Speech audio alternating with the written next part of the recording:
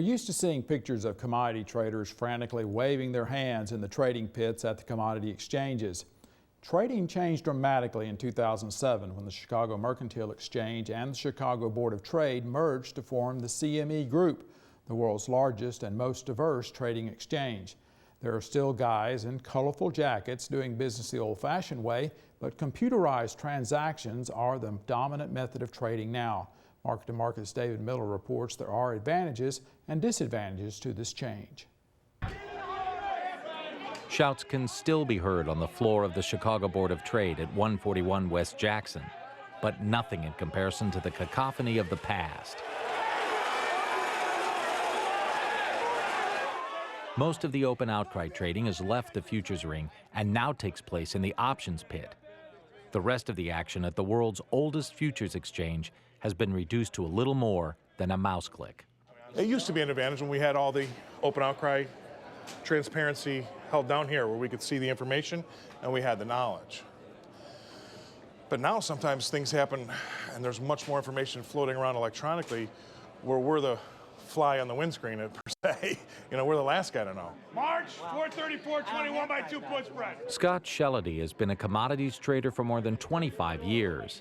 A second-generation floor trader, Shellady owns one of the 3,600 seats or memberships on the CBOT, allowing him to trade on the floor.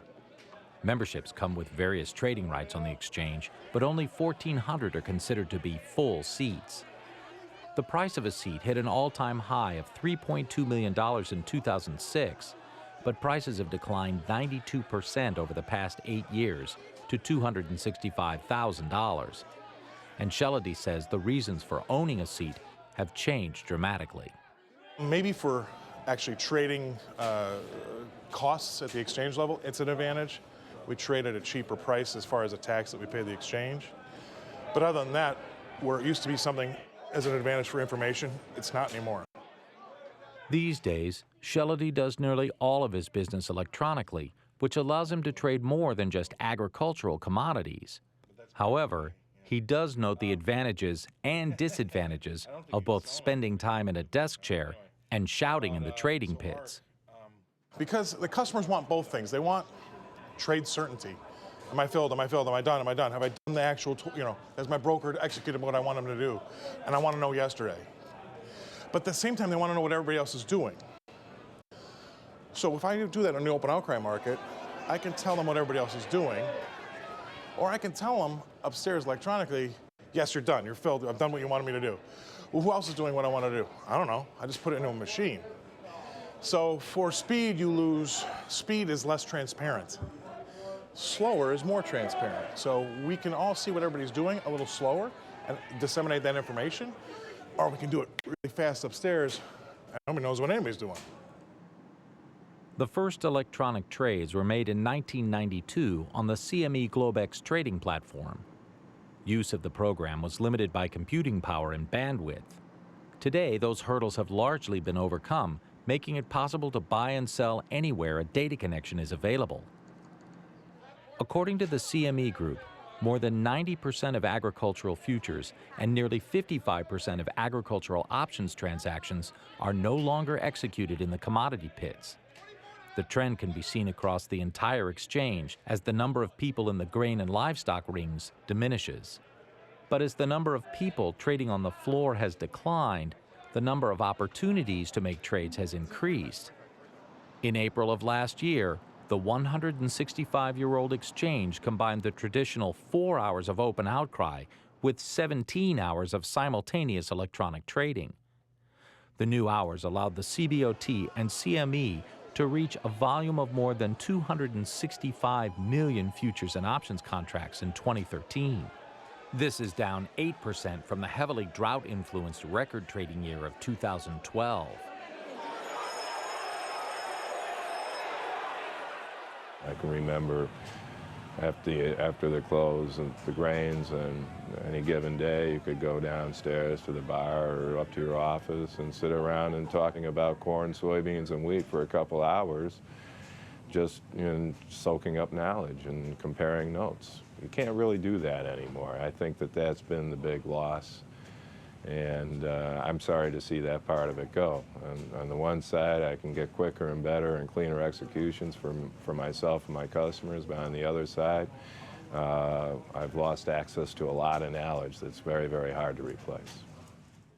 Jack Scoville began as a runner on the Chicago Board of Trade in 1981 and worked his way up to being a floor trader. Scoville left the trading ring in 1990 and has been trading electronically for the Price Futures Group since 1992. The open outcry is a lot more fun, a lot more action, a lot of excitement that you don't really get sitting here in an office, but we can trade with much more certainty. When we get filled price, we know it's a filled price. While Scoville laments the loss of comradeship in the trading ring, he does point up the advantages of the new trading landscape.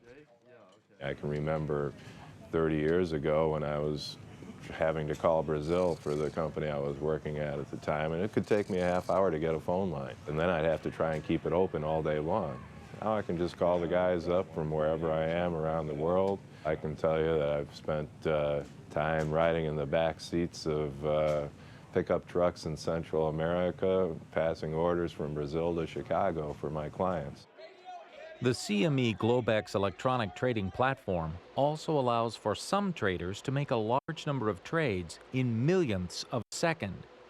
CME officials have yet to break out how much of the trading volume is made via the practice of high-frequency trading, and they are quick to point out that the most important thing is the integrity of their markets for each and every participant. How and where all the information is gathered and used has changed. In the past, floor traders reacted to the peaks and valleys of various trading cycles. They would often trade in ways that are sensitive to harvest lows, weather trends, and key government reports. But with all the information readily available on the internet, tech-savvy traders can shift the market in unexpected directions. So there may be a trader in India that doesn't know about those cycles, and so they'll trade against them. If you have enough people doing a one-lot trade, that can be a big trade. And if just so happens they all do it at the same time, you might see there's rain on the horizon for corn. Corn prices should be going down, but enough people have bought a one-lot from somewhere else in the world that the market's rallying. So we have to be careful about what's actually happening and slowly but surely somehow take the noise out.